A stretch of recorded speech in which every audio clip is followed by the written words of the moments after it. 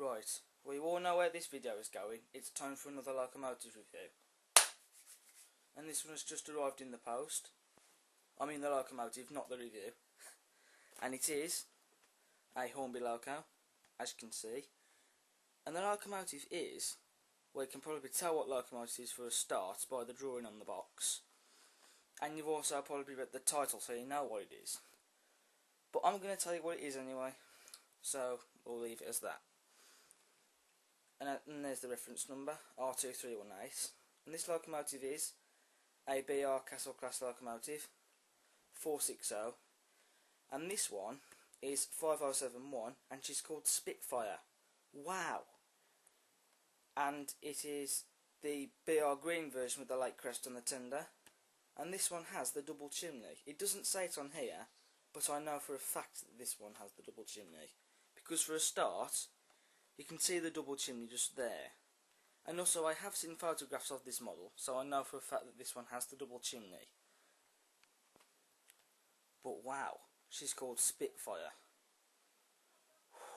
She wasn't called Spitfire to start with, she was called Clifford Castle, and was then renamed Spitfire in real life.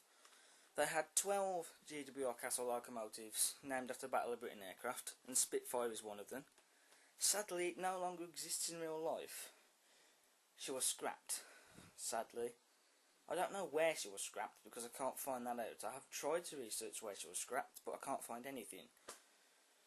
But I did know that 5 castles were sent to Barry Scrapyard, but that doesn't mean that this one was sent here. I don't know. But I do know that she was called Clifford Castle to start with. But sadly this one is not in preservation. There is a GWR Castle class locomotive preserved that's named after a Battle of Britain aircraft, but it's not Spitfire. That one is defunct.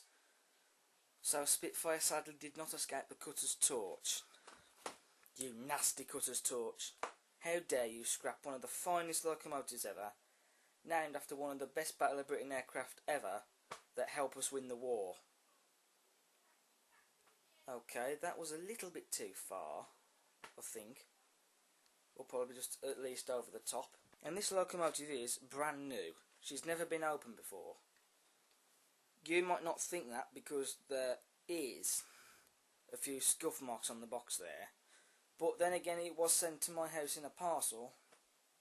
So that's probably how they've got there. But this locomotive is brand new. Trust me. Also, the price is wrong. Excuse me. She was not $79.99. She was actually $68. But you know. But anyway, let's get this open and see what she's like. But before I do, I just want to point a few things out. First of all, originally, I was going to get this locomotive from a place called Ray Mansfield Model Railways. If you haven't heard of it, go onto Google and type it up. But I got my money back from them because they couldn't find the locomotive in the stock room. So I got my money back, went onto eBay and I bought this one. This one is brand new. Wow. She's brand new as well.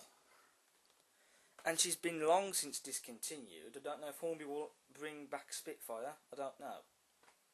But she has been discontinued. I can't remember what year they first brought Spitfire out. I don't know. If any of you know, comment below. Because I can't remember when this locomotive was first bought out. And also, this is not the premium Castle locomotive. Because the GWR Castle from Hornby has been brought out again. Not Spitfire, but the GWR Castle class has been brought out again. But, premium or not premium, she's still gorgeous. And I'm sure you will all agree in a second. And also you can get this locomotive off the internet still. You can get it off eBay and places on the internet. They may be a little bit expensive, but that could be because they're discontinued. I found one on the internet, this locomotive, for £99. But this one was only 68 and it's brand new. Also, I think this may be the only Castle class Hornby did that was named after Battle of Britain aircraft. I'm not sure. please let me know if they did more named after Battle of Britain aircraft. But I'm assuming they only did one Castle class named after the Battle of Britain aircraft, which is this one. But like I said, if you know, comment below. Anyway, enough of the talk. There's nothing much else to do than to get her open and see what it's like. Because I'm very excited. That's if it wants to play.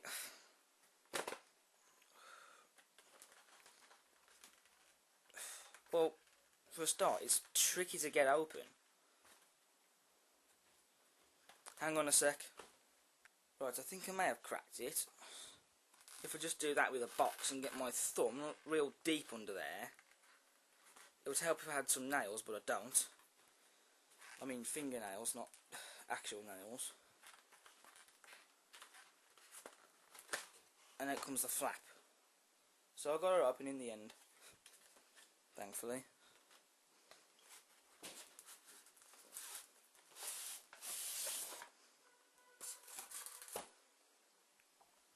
Sorry about that then.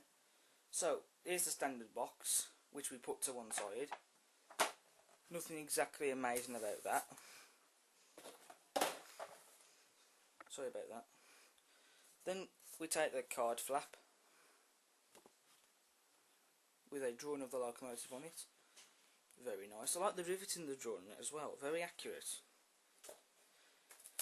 And then first we come to the instructions for this locomotive. There's just a bit of polystyrene there. Okay, so first of all, here's the instructions. Okay, we had something here, and it's it's just, we hope to turn it the right way. It's basically just about the brake rods to fit them under the locomotive and the tender. So that's very useful. I wasn't expecting that. Very useful. Then we have the instructions themselves for the GWR Castle class. Not got one of these yet. And it's basically the usual stuff, which we're all used to, as you can see, so I'm not going to talk about it.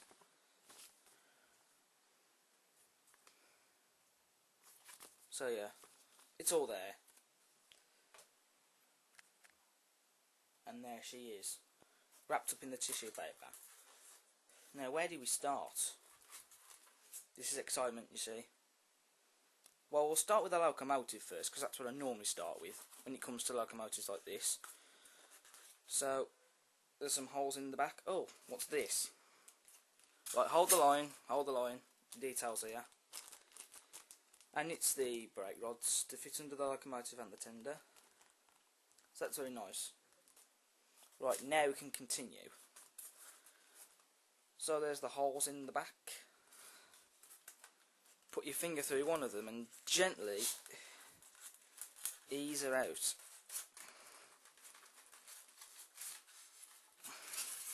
Okay, well there is some polystyrene I'm going to have to dust off the front, so let's just take this tissue paper off. Put the locomotive down. As you can see, there's the tissue paper. So that can be thrown to one side. And just get a brush. It doesn't matter how big it's got to be, but I'm using the big one. I did have a big fat one somewhere, but I can't find it. And we just pick it up and just dust the crap from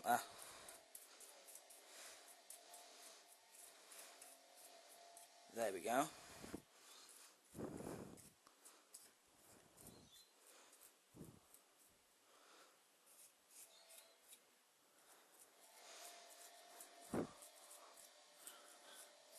This may take a while, so just bear with me. There we go. So the brush can go to one side. This is one of the reasons why I actually hate the polystyrene boxes. Just get polystyrene all over the locomotives. But anyway, wow. Wow, wow, wow. Well, where do we start? Well, for starters, we have large couplings. They're not big fat chunky ones which people don't like.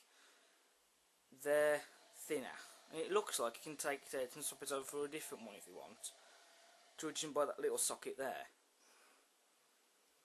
Because not everybody likes the big fat chunky ones, not everyone's cup of tea. But I have no problem with them, I think they're useful. We have a brake pipe fitted on the front there. And we have, oh yes, look at that. Sprung buffers on the front of the locomotive. Wow. We also have the 4-cylinder layout at the front there, as you can see. We also have some nice detailing on the smoke box there. We have a fine handrail which runs around the side of the locomotive and around the front of the smoke box. The livery is spot on. This is one of the important things when it comes to locomotives like this. The livery is spot on. So that's really nice. I love the lining around the cylinder. Sorry about that, I got interrupted. Anyway, as I was saying, I love the lining around the cylinders. The valve gear and the side rods are accurate. Just look at the way they're connected up. I can't wait to see all that moving. The wheels are accurate as well. We have some riveting around the cab there and on the roof. We have the whistles on the top as well.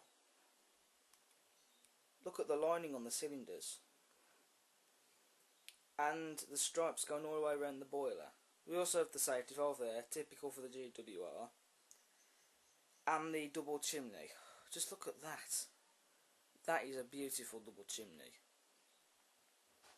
I do believe that's the brass cap on the funnel there, and that's copper. See, they came from Swindon, you see, that's why. They look very bling, don't they, with all this brass and copper on them, don't they? We also have the number plates there. We've got D on the front there, above the number plates, and we have the number there, 5071. And we also have the number on the front of the locomotive there. As you can see, there is polystyrene in the cab. I'll get it out in a minute. And we have some gold around the windows there. And we have a handrail there, or a rail of some sort, on the window there. And we have the cab steps as well. Then we just turn it around. We have some more detailing here. And we have the reversing lever, if I think that's what it's called. If I'm right or wrong, I'm sure someone will correct me. And so that basically moves, that does, when the driver puts into reverse or something. As you can see, there's riveting on the cab again. And there's the nameplate. Spitfire. Wow. That is absolutely stunning. And just look at the way the nameplates are done on both sides. And she's named after one of my favourite Battle of Britain aircrafts as well. Wow, Spitfire. It's a shame she doesn't exist anymore, but wow. Wow, wow, wow. I don't know what to say. Absolutely gorgeous. Out of all the GWR Castles, this is the one I had to get. I just had to get it. Anyway, so there's the polystyrene in the cab there. We'll just fetch that out.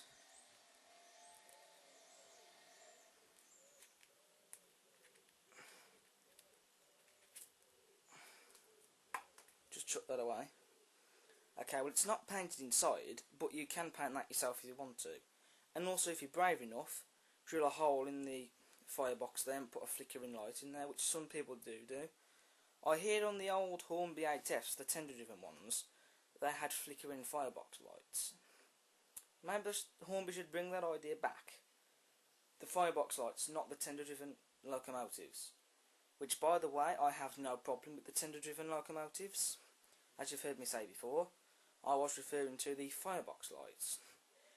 It would be nice if Hornby did it, but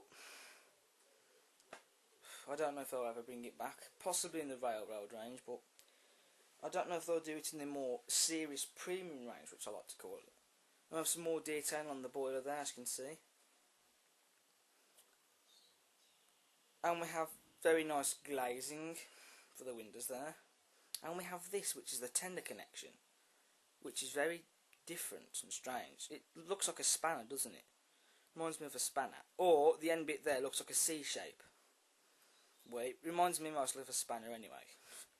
I wonder what we'll have next to a tender connection. One that looks like a hammer, or one that looks like a saw, or one that even looks like a crowbar or something.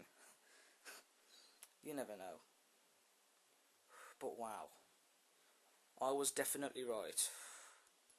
This is a gorgeous locomotive. Just look at it. She's absolutely stunning. Anyway, let's have a look at the tender, because I'm dying to see what that's like as well. Okay, well, we've got a bit of polystyrene there, so if you just fetch that out, because it will make it easier. Oh, I've ripped a bit of the polystyrene. Again, this is another reason why I hate the polystyrene packaging from Hornby. They have started to get rid of it, but you know.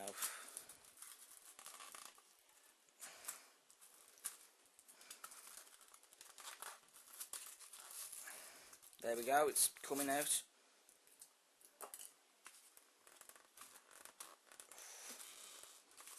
And will the tender come out? This is the question.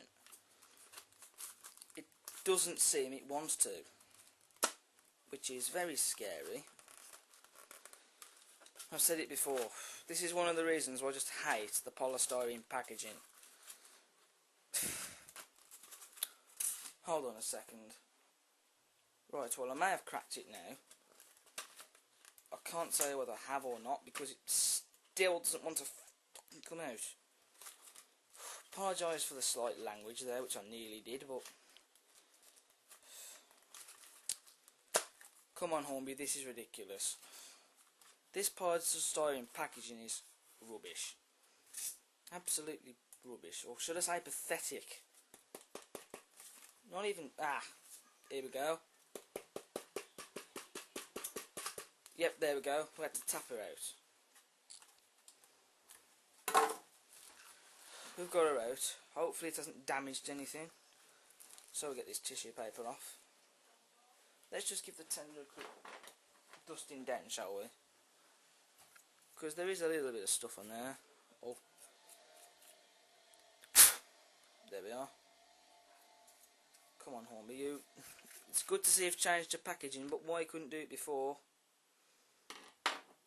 Only God knows. But anyway, let's just get this stuff out of the way. Let's try and be professional for once. So, well, for a tender there is a little bit of weight in it.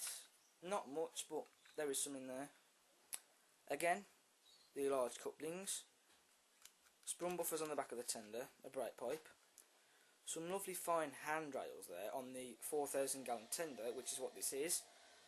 Castles originally started with 3,500 gallon tenders, but they introduced these because, well, come on, let's be honest. 3,500 gallon tenders, they were very limited, weren't they? As you can see, that's where the tender connection gets into, and we have the typical GWR tender buffers, which I think these are sprung as well.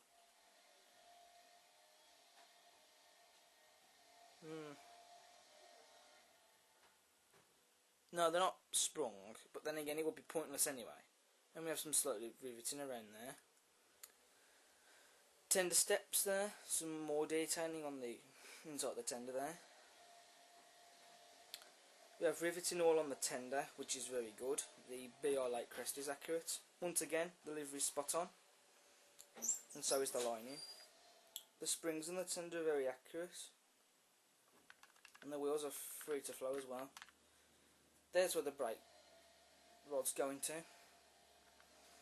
We have some coal in the tender. It's not real, but you could put real stuff in if you wanted to. But I prefer the plastic stuff. And it looks real, I suppose. And then we have the water filler cap there. And we have some more detail on the back of the tender there, with some more riveting as well. And riveting on the buffer beam as well. And the other side of the tender is exactly the same. Wow. This locomotive is definitely stunning. She really is. But anyway, there's not much else left to do now than to put her on the tracks and see what it's like.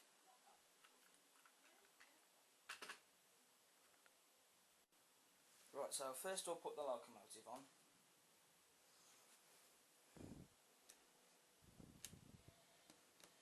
And she's on. Didn't take long, did it? So I'll just roll her back. Then we'll just grab a tender, put that on, and now it just clips into place. There we are. So now she's set up and ready to roll. Right, so this is the moment.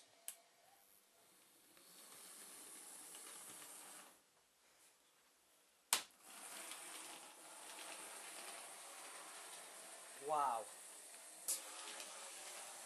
I know she did stall when we first got her running, but she is new after all. And considering for how long she's been in the box, well, for how long, whenever long she's been in there, she is new.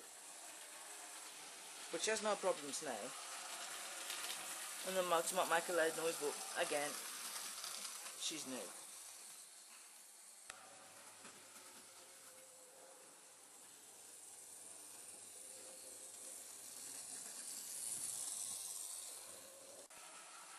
Well, this speed's nothing. These are supposed to be express engines. That's what they were designed for. It's to make it go just a little bit quicker.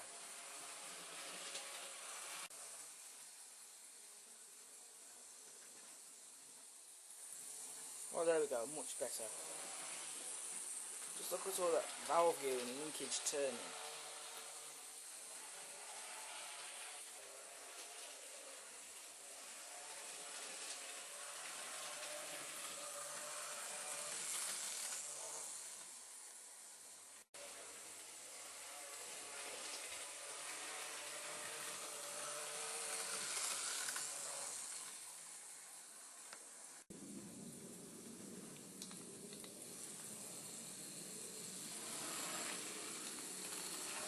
Wow, just look at that valve gear turning.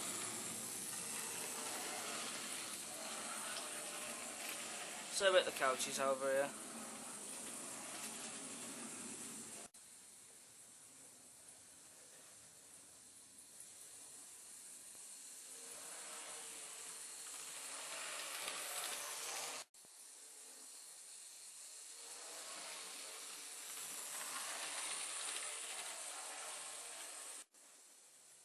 Right, she's now been slowed down a little bit.